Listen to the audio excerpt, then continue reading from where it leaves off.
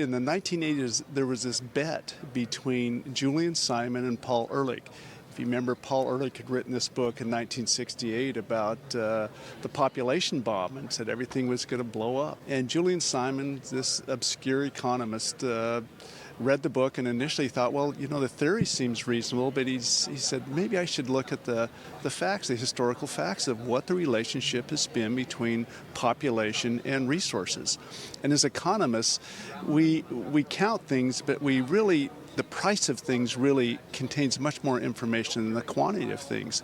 So as he began to look at the price of things that were non-renewable, copper, chromium, iron, he noticed that these prices had all been decreasing, not increasing.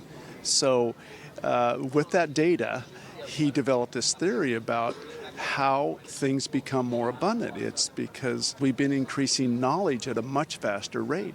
And in economics, we had this, we've discovered lots of really useful things, but we made a couple of fundamental errors. And the first errors, I call them the original sins of economics. The first original sin is that we conflated or we equated resources with atoms. We made the Thanos mistake. And we recognize that there are a fixed number of atoms on the planet, but atoms, in order to become a resource, you've got to add knowledge to atoms. It's knowledge that makes atoms valuable resources. Our wealth is really knowledge. It's not these physical atoms. That's the first mistake that we think was made. There's really no limit to the ability for us to discover valuable new knowledge. And it's knowledge that we should be thinking about. And then the question is, well, where does knowledge come from? Growth, economic growth, is learning. So when people have the opportunity to learn and cooperate with each other and share their new knowledge, that's how this value gets created and shared. And then the second sin was that we measured things in economics with money. Now the rest of science, there are 7 units of measurement in science. 6 of those units rely on time. Instead of using money, we should have used time to measure things. Time has all these features that make it much more valuable as a unit of measurement. Well, so let me just jump in, because the first part I think is easy to grasp. The second part isn't necessarily obvious. Well, think about this. We buy things with money, but we really pay for them with our time. And so that says there's really 2 prices. There's the money price, but there's also a time price. Money prices are expressed in dollars and cents, but time prices are expressed in hours and minutes. And it's pretty simple to calculate a time price. What is the money price, and divide that by your hourly income. So if something costs pizza costs $20, and I'm earning $20 an hour, that pizza, the time price is 1 hour or 60 minutes. So then the question becomes, as you look at the time price of things in your life, how does that compare to the time price of that item 10 years ago? What did your parents pay for that thing? Not the money price, the time price. And that was really what Mary and I began to kind of explore, is the time price of all of these different commodities. We were really asking this question: if Julian Simon was alive today, would he win that bet today? And 2 criticisms of the bet was it only covered 5 items. Simon let Ehrlich pick the 5 items, and he picked chromium, copper, nickel, tin, and tungsten.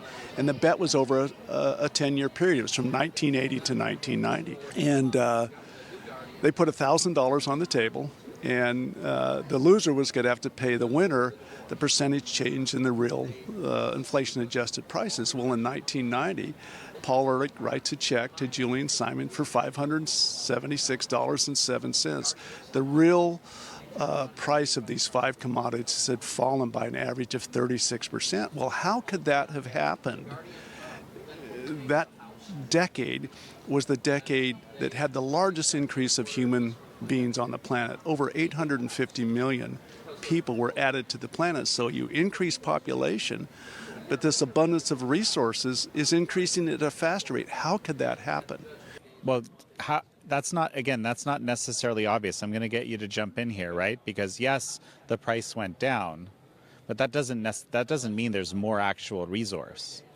Well, one thing that we think about is if you try to measure, engineers, biologists, I know you're a biology major, but biologists, engineers, accountants, when you ask them how much you have, they will go out and count the thing and divide it by your consumption rate and say, well, you've got 10 items here and you're consuming 2 a year, so you've got 5 years left. Well, economists don't think quantities are important, but prices are much more important because it's the price of something that tells you its relative scarcity.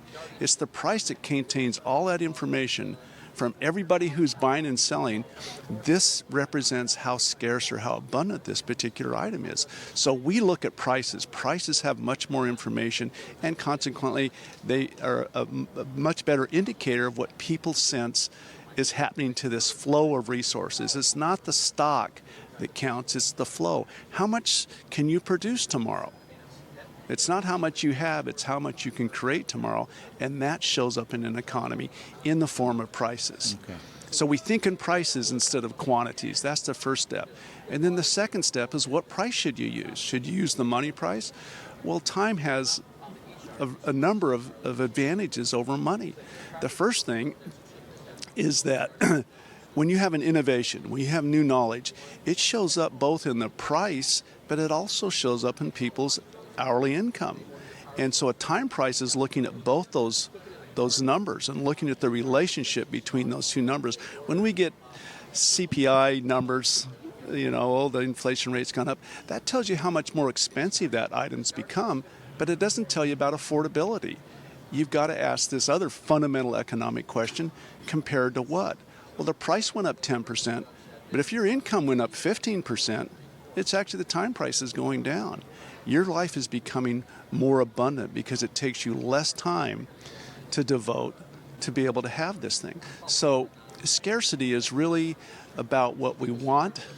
Abundance is about what we have, because scarcity is a function of, what are my wants? They're really infinite. So we live in this scarce world compared to what I would love to have, I'd like to have. But abundance looks at, what do you have today, and how much time did it take you to earn the money to buy that thing, compared to how much time did it take you yesterday. The second advantage is time prices transcend all of this contention and subjectivity with the CPI. You don't have to worry about that. You can go completely around that and not worry about trying to make all of these adjustments. The third advantage of a time price is you can go to any country at any time and look at any good or service, any product or service, and calculate the time price. I can go to Paris in 1850, figure out what the time price was for a loaf of bread. So it lets you make these comparisons across time and across products. You don't have to worry about making currency adjustments. Just say, what was the money price and what was hourly income? The next benefit is that time is this universal constant. Of the 7 measurements that we use in science, 6 of them are a function of time. Economics needs to be like the rest of science and use time to measure things. It's constant, but it has a flow, and every one of us on the planet have this sense of what an hour is. And the last benefit is that time, we have this perfect equality of time. We all get 24 hours a day.